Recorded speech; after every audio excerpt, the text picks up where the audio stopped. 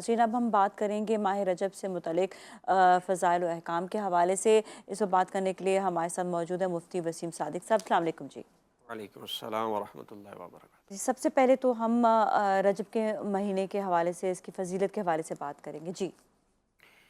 اعوذ باللہ من الشیطان الرجیم، بسم اللہ الرحمن الرحیم۔ رجب کا مہینہ اس حوالے سے اہم ہو جاتا ہے کہ دین اسلام کے اندر 4 مہینوں کو حرمت والے مہینے قرار دیا گیا ہے، اور ان 4 مہینوں میں ایک مہینہ رجب کا مہینہ ہے۔ بقیہ جو ہے وہ ذی-قعدہ اور ذی الحج اور محرم کا مہینہ ہے، اور اس مہینے سے متعلق نبی علیہ السلام کا فرمان اقدس ہے کہ ان کو ماہ حرام کہا جاتا ہے، 4 مہینوں کو۔ حضور فرماتے ہیں کہ جو ان ماہ حرام میں 3 دن کے روزے رکھ لیتا ہے تو اس شخص کو 2 سال کی عبادت یا روزوں کا ثواب ملتا ہے، اور وہ 3 دن جو ہے جمعرات، جمعہ اور ہفتہ، فرمایا مہینے میں ان 3 دنوں کا اگر روزہ رکھ لیا تو اس کو پورے 2 سال کی عبادت کا ثواب میسر آ جائے گا۔ اس مہینے کی خاص بات یہ ہے کہ اس مہینے کے اندر خاص طور پر نبی علیہ السلام کا ایک عظیم الشان معجزہ معراج النبی صلی اللہ علیہ وآلہ وسلم بھی وقوع پذیر ہوا ہے، اور خاص طور پر اس مہینے میں اس رات کی جو عبادت ہے جی۔ حضرت ابن حجر مکی علیہ رحمہ فرماتے ہیں کہ حضرت انس رضی اللہ تعالیٰ عنہ سے مرفوعاً یہ حدیث پاک موجود ہے کہ جو اس رات میں عبادت کرتا ہے تو ایک روایت کے مطابق اسے 100 سال کی عبادت کا اجر و ثواب ملتا ہے۔ یہ اس مہینے کی خاص اہمیت ہے۔ اچھا، خاص انہوں نے ایک طریقہ بھی اس روایت کے اندر ذکر فرمایا ہے کہ 12 رکعت نماز نفل اگر معراج کی رات کو پڑھ لیا جائے اس مہینے کے اندر 2 رکعات کر کے، اور پھر آخر میں جو تیسرے کلمے کا پہلا حصہ ہے سبحان اللہ والحمد للہ ولا الہ الا اللہ واللہ اکبر، یہ 100 مرتبہ یہ تسبیح پڑھی جائے اور 100 مرتبہ استغفار پڑھ لیا جائے اور 100 مرتبہ درود پاک، فرمایا اس عبادت کا اجر و ثواب 100 سال کی عبادت کے برابر ہے۔ اور پھر اس میں جو دعا مانگی جائے، ان امور کے بعد جن چیزوں کے لیے دعائیں مانگی جائیں، تو یہ دعا کی قبولیت کا ایک سمجھ لیں کہ مجرب طریقہ اور وقت ہے جو کہ اس مہینے کے اندر موجود ہے۔ اسی طرح معراج النبی صلی اللہ علیہ وسلم جو شب گزرتی ہے، پھر جو 27 رجب کا دن آ جاتا ہے، تو اس کے بارے میں روایات میں روزہ رکھنے کی بڑی فضیلت بیان ہوئی۔ بعض روایتوں کے مطابق کہ 60 مہینوں کے روزوں کا اجر و ثواب ملتا ہے صرف اس ایک دن میں روزہ رکھنے کے لیے۔ اور پھر نبی علیہ السلام اس مہینے میں خاص طور پر یہ دعا بھی فرماتے تھے کہ اللہم بارک لنا فی رجب و شعبان و بلغنا رمضان، کہ اے اللہ ہمارے رجب اور شعبان کے مہینے میں برکت عطا فرما۔ یہ مہینہ دراصل رمضان کے مہینے کی تیاری کے لیے ایک آغاز کا مہینہ ہوتا ہے، گویا کہ جو آگے رمضان کا مہینہ آنے والا ہے اس میں جو آپ عبادات کے لیے اپنے آپ کو تیار کریں گے اور اس مہینے میں بھرپور عبادات کرنی ہے، تو اس کا آغاز رجب کے مہینے سے شروع ہو جاتا ہے۔ تو اس لیے ناظرین سے یہ عرض کروں گا کہ اس مہینے میں جو عبادات کا بھی جیسے ذکر کیا تو اس سے آپ آغاز کر لیں تاکہ ایک عادت بنتی چلی جائے، اور پھر جب رمضان کا مہینہ آئے تو آپ کا جسم، آپ کی عادت اس کے مطابق اور موافق ہو، اور پھر آپ بڑی آسانی سے رمضان میں بھرپور عبادتیں کریں اور اس مہینے کی برکتیں سمیٹ سکیں۔ جی، اب ہم جانیں گے شب معراج کے حوالے سے بھی کہ معراج النبی کی فضیلت اور اس شب کی اہمیت بھی بتائیں۔ دیکھیے، حضرت آدم علیہ السلام سے لے کر تا قیامت جتنے بھی انسان آئے ہیں، اور بالخصوص ان میں مقدس ہستیاں انبیاء علیہ السلام ہیں، ان تمام میں کسی کو بھی یہ شرف اور یہ مرتبہ حاصل نہیں ہوا ہے جو مقام اور مرتبہ اللہ نے امام الانبیاء سرور کائنات صلی اللہ علیہ وسلم کو عطا فرمایا، جس کو ہم معراج النبی کے حوالے سے جانتے ہیں۔ اصل میں معراج النبی تو اللہ پاک سے ایک ملاقات کا نام تھا، اور اللہ نے یہ شرف، یہ مقام کسی بھی شخص کو نہیں دیا۔ یہ فضیلت، یہ برکت، یہ مقام اور مرتبہ اگر اللہ نے عطا فرمایا تو صرف اور صرف اپنے پیارے محبوب کو عطا فرمایا، کہ آپ اس پوری کائنات کو کراس کرتے ہوئے، 7 آسمان کو کراس کرتے ہوئے، پھر عرش معلیٰ کو بھی کراس کرتے ہوئے بارگاہ الہی میں حاضر ہوئے، لامقام میں پہنچے، اور براہ راست اپنے رب کا دیدار بھی کیا اور گفتگو بھی کی ہے۔ کہنے کو یہ بات بہت مختصر سی نظر آتی ہے، لیکن آج کل تو سائنسی دور ہے، ٹیکنالوجی کا دور ہے۔ اگر ایک نظر آپ اپنی ٹیکنالوجی اور موجودہ دور کی تحقیقات پر ڈالیں اور دوسری طرف پھر معراج النبی کا یہ واقعہ سامنے رکھیں تو آپ کی عقل پھر دنگ رہ جائے گی پھر آپ حیرت زدہ ہوں گے۔ مثال کے طور پر آپ دیکھتے ہیں کہ اس وقت پوری کائنات کو جو آبزرو کیا گیا ہے، سفر کے حوالے سے جو بات کی جاتی ہے، ہم اپنے سولر سسٹم سے باہر، اپنے نظام شمسی سے باہر نکل کر سفر کرنے کی صلاحیت نہیں رکھتے ہیں۔ اسپیس اتنا ہے، فاصلہ اتنا ہے، پوری کائنات جو آبزرو کر لی گئی ہے وہ تقریباً 94 بلین لائٹ ایئرز ہے، یعنی روشنی کی رفتار سے اگر آپ سفر کریں تو تب بھی 94 کھرب سال آپ سفر کرتے رہے تو اتنی کائنات آبزرو کر لی گئی ہے۔ اور آپ کو پتہ ہے کہ لائٹ کا جو سفر ہے وہ پر سیکنڈ تقریباً 3 لاکھ کلومیٹر ہے، تو یعنی آپ 1 سال نہیں، 2 سال نہیں، ہزار اور لاکھ نہیں، کروڑ اور ارب نہیں، کھرب سال وہ بھی روشنی کی رفتار سے سفر کریں تب آپ پوری اس کائنات کو کراس کر سکتے ہیں۔ آپ اس سے اندازہ لگائیے کہ اللہ نے اپنے محبوب کو کتنی طاقت دی ہے، کیا مقام دیا ہے کہ آپ اس پوری کائنات کو بھی کراس کرتے ہیں۔ پھر اس کے بعد ایک آسمان، دوسرا آسمان، پھر یہاں تک کہ 7واں آسمان، پھر جبرائیل امین بھی رک جاتے ہیں جا کر اور عرض کرتے ہیں کہ سدرۃ المنتہا جو کہ ہر چیز کی انتہا ہے، کہا کہ یہاں سے آگے تو میں بھی نہیں جا سکتا ہوں، یعنی جہاں سے آگے کوئی نہ گیا اس لامقام میں اللہ نے اپنے محبوب کو بلایا۔ کتنا بلند مقام ہے، کتنا بلند رتبہ ہے۔ تو آپ اس سائنس اور ٹیکنالوجی کے اگر تحقیقات کی روشنی میں دیکھیں گے تو آپ کو پتہ چلے گا کہ اللہ نے آپ کو کتنا بڑا رتبہ اور مقام عطا فرمایا۔ سبحان اللہ، بہت کسی رونگٹے کھڑے ہو جاتے ہیں باتیں سن کے، اور واقعی ہمیں بہت سی باتیں جاننا بھی ضروری ہے۔ ابھی مزید ہم بات کریں گے لیکن ایک بریک کے بعد ہمارے ساتھ ہی رہیں۔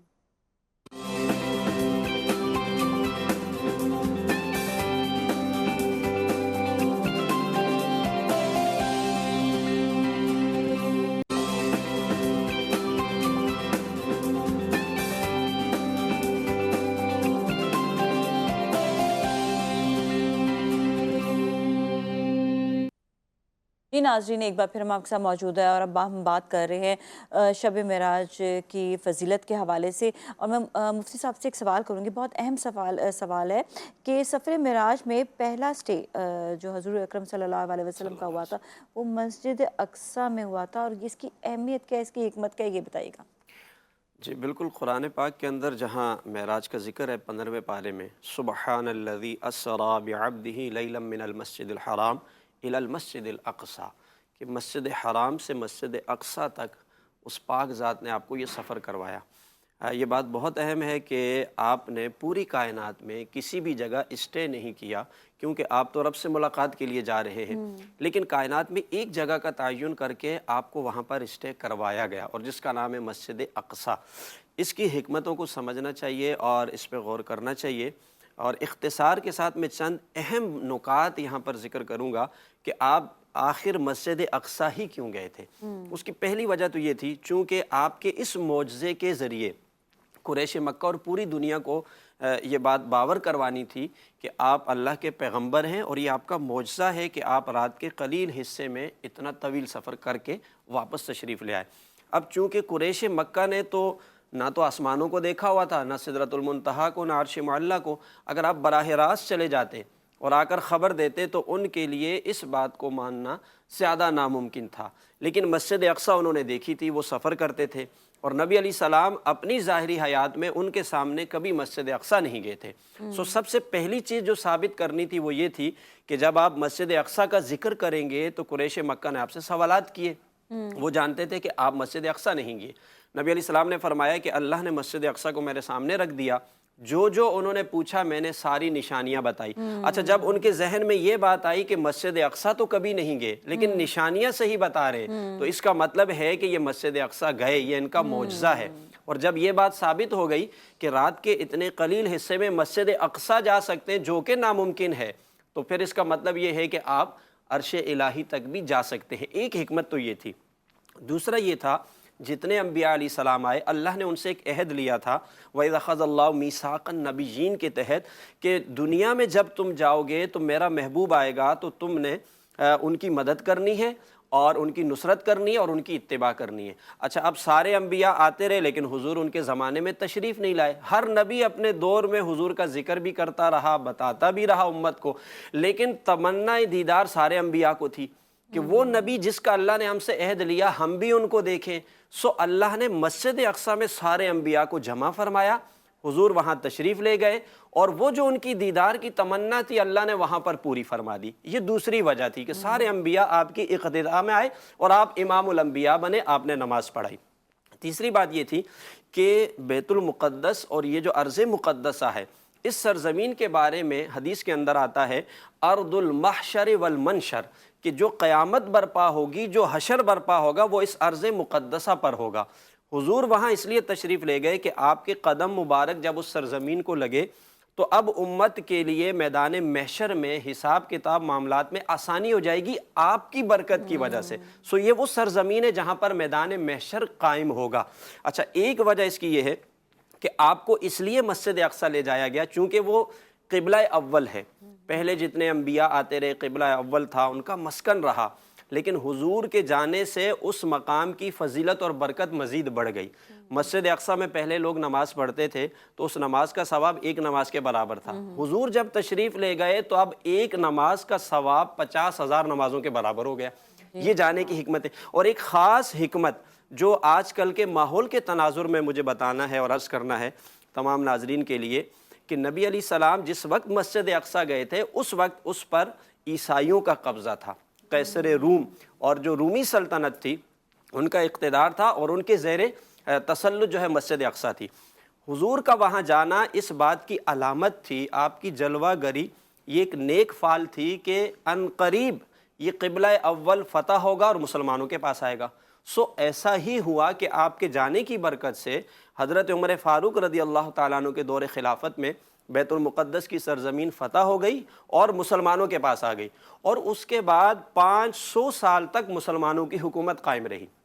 بیچ میں ایک دورانیہ ایسا آیا تقریباً 90 سال کا عرصہ ہے کہ وہاں پر دوبارہ سے عیسائیوں نے قبضہ کر لیا، لیکن پھر سلطان صلاح الدین ایوبی علیہ الرحمہ نے دوبارہ سے جب صلیبی جنگوں کا آغاز ہوا تو 90 سال کے اس عرصے کے بعد ہی فوراً سلطان صلاح الدین ایوبی کی قیادت کے اندر مسلمانوں نے دوبارہ اس کو فتح کیا، اور اس کے بعد 1187 عیسوی سے لے کر 1948 تک یعنی 761 سال تک دوبارہ مسلمانوں کی حکومت رہی۔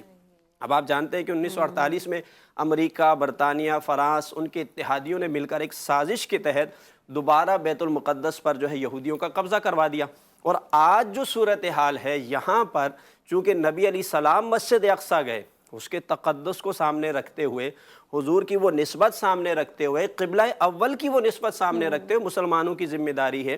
یہ صرف اہل فلسطین کی ذمہ داری نہیں ہے، صرف غزہ والوں کی ذمہ داری نہیں ہے، چونکہ ہمیشہ سے جب سے اسلام آیا یہ مسلمانوں کے پاس رہا۔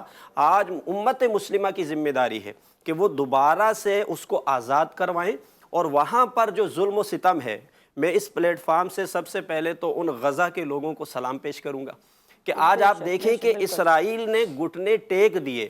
جو شرائط لکھی گئی ہیں وہ یہ بتاتی ہیں کہ وہ ساری کی ساری حماس کی رضامندی کے مطابق اور جو انہوں نے چاہا اس کے مطابق ہوا، جس سے یہ تاثر پیدا ہوتا ہے اور پتہ چلتا ہے کہ اسرائیل جو اپنے آپ کو سپر پاور کہتا ہے اس نے وہاں گھٹنے ٹیکے ہیں۔ آج وہاں سے نکلنے پر وہ مجبور ہوا ہے، تو وہ شہداء ان کو بھی سلام پیش کرتے ہیں۔ اہل فلسطین جن کی استقامت، جن کا حوصلہ اتنا بلند ہے کہ انہوں نے جانے لٹانے کے بعد بھی آج بھی جو ثابت قدمی نظر آ رہی ہے، اگر یہ چھوٹا سا گروہ اتنے بڑے اسرائیل کو بغیر ساز و سامان کی شکست دے سکتا ہے، تو اگر امت مسلمہ متحد ہو جائے تو آپ بتائیے کہ پھر اسرائیل کا کیا حال ہوگا۔ اس لیے امت مسلمہ کی ذمہ داری ہے کہ قبلہ اول جہاں حضور معراج پر جاتے ہوئے تشریف لے گئے اس کی حفاظت کی ذمہ داری اٹھائیں، اپنی ذمہ داریوں کا احساس کریں، اور وہاں پر جو یہ خون ریزی ہوئی، جو اتنا خون بہایا گیا، ہزاروں لاکھوں مسلمانوں کو شہید کیا، پورا غزہ شہر تباہ کیا گیا، اب اس کو دوبارہ بحال کرنے کے لیے بھی امت مسلمہ کو چاہیے کہ وہ ایک پلیٹ فارم بنائیں۔ بالکل، یہ ہونا بہت زیادہ ضروری ہے، اور ابھی ہم جائیں گے بریک کی جانب، بریک کے بعد پھر ملیں گے، ہمارے ساتھ ہی رہیں۔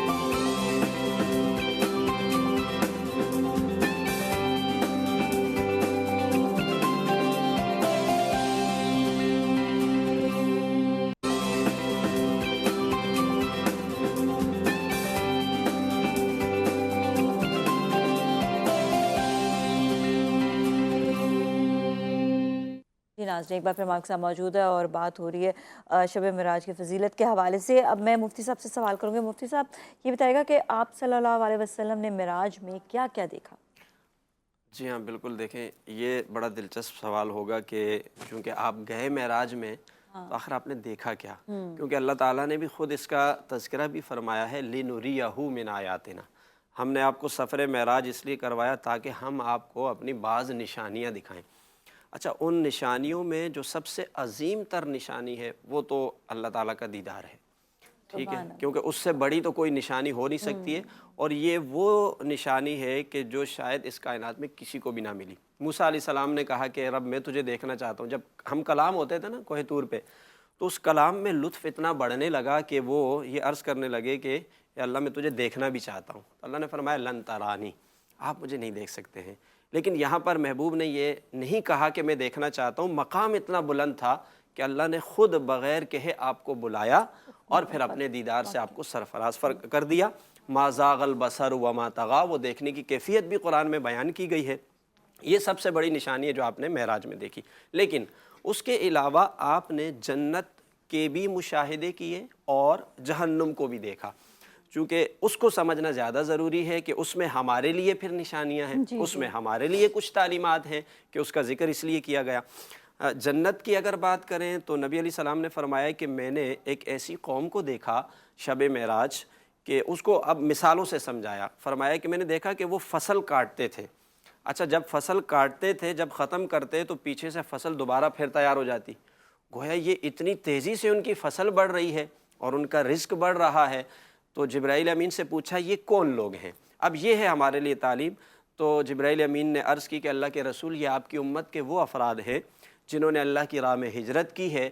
ये वो लोग हैं कि जिन्होंने अल्लाह की राह में ख़र्च किया है। यानी अल्लाह की राह में देने वाला, ख़र्च करने वाला, अल्लाह की राह में चलने वाला ऐसा है, उसका अजर यूँ बढ़ता है कि जैसे एक दिन अपनी फसल काटेगा, दूसरे दिन फिर तैयार होगी।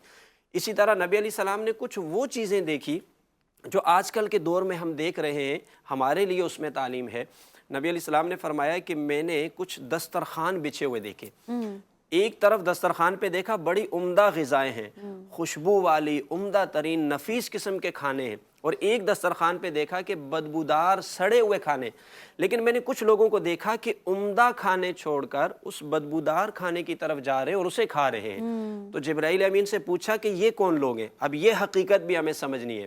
तो उन्होंने अर्ज़ की कि अल्लाह के रसूल, ये वो लोग हैं जो दुनिया में हलाल छोड़कर हराम की तरफ जाने वाले हैं। अब आप हराम और हलाल की हकीकत को देख लीजिए। हलाल कम होगा, थोड़ा होगा, उसकी आसानी में हो सकता है आपको मुश्किलात हों, लेकिन वो बहुत नफीस, उम्दा और लजीज है, बेहतरीन है। उसकी हकीकत प्यारे आका अलैहिस्सलाम ने आँखों से देखकर बताई। और जो हराम है वो बज़ाहिर सहूलत से मिले, बहुत ज़्यादा मिक़दार में मिले, लेकिन आप उसकी हकीकत देख सकते हैं कि वो असल में क्या है। इसी तरह नबी अलैहिस्सलाम ने फरमाया कि मैंने कुछ लोग देखे जो कि जहन्नुम की आग खा रहे थे और वहाँ के पत्थर उठाकर खा रहे थे।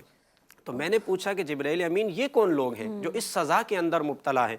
तो उन्होंने अर्ज़ की, ये वो लोग हैं जो अपने माल की ज़कात नहीं देते थे। यानी माल की ज़कात ना निकालना वो कितना बड़ा वबाल है।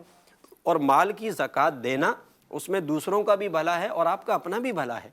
इसी तरह नबी अलैहि सलाम ने फरमाया कि एक कौम के पास से मैं गुज़रा तो मैंने देखा कि उनके सरों को भारी पत्थरों से कुचला जा रहा है।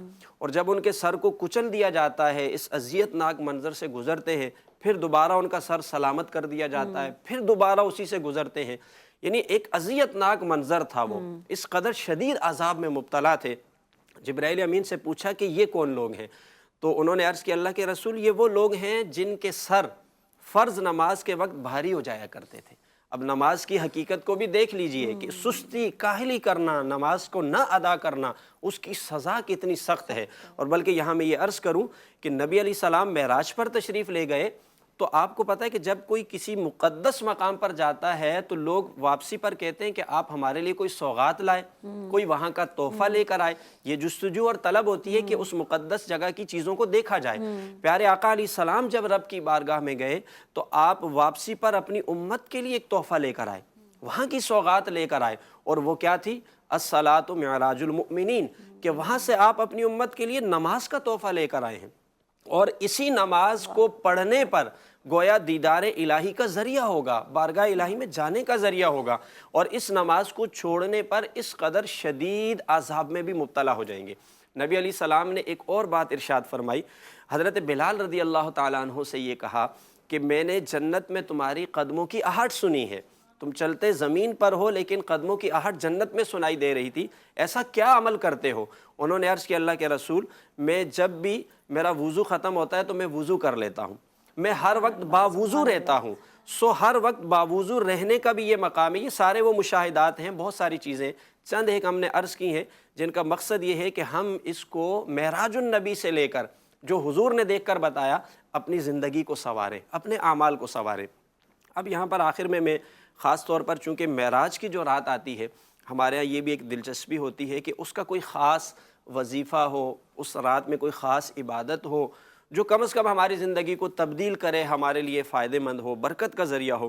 میں خاص طور پر معراج النبی کے حوالے سے اولاد نرینہ کا ایک وظیفہ عرض کروں گا، اور جو انتہائی مجرب ہے، چونکہ یہ سال میں ایک ہی موقع آتا ہے تو یہ وظیفہ پڑھنے کا موقع بھی اسی ٹائم پر ہوگا، اور یہ وظیفہ بھی وہ آیت مقدسہ ہے جو کہ حضرت زکریا علیہ السلام، حضرت زکریا علیہ السلام کی اولاد نہیں تھی، پیغمبر ہیں، لیکن جب بڑھاپے میں چلے گئے تب انہوں نے رب سے یہ دعا کی کہ مولا تو مجھے ایک بیٹا عطا فرما، اور ساتھ میں یہ بھی کہا کہ اب تو میں بوڑھا ہو چکا، میں کمزور ہو چکا، یعنی ضعیف ہو چکا ہوں، اور میری جو بیوی ہے وہ بھی ضعیف ہو چکی ہے، تو اللہ تبارک و تعالیٰ نے اس عمر کے اندر آپ کو حضرت یحییٰ علیہ السلام جیسی اولاد عطا فرمائی۔ اب آپ کے وہ جو دعائیہ کلمات ہیں، ان دعائیہ کلمات کو معراج النبی کی رات کے اندر جس دن شب معراج ہوتی ہے، 27 اور پھر 28 اور 29، 3 دن نماز عشاء کے بعد جو ہے اس آیت کو 100 مرتبہ اگر پڑھ لیا جائے تو بزرگ فرماتے ہیں کہ اللہ تعالیٰ اس شخص کو اولاد نرینہ عطا فرما دے گا۔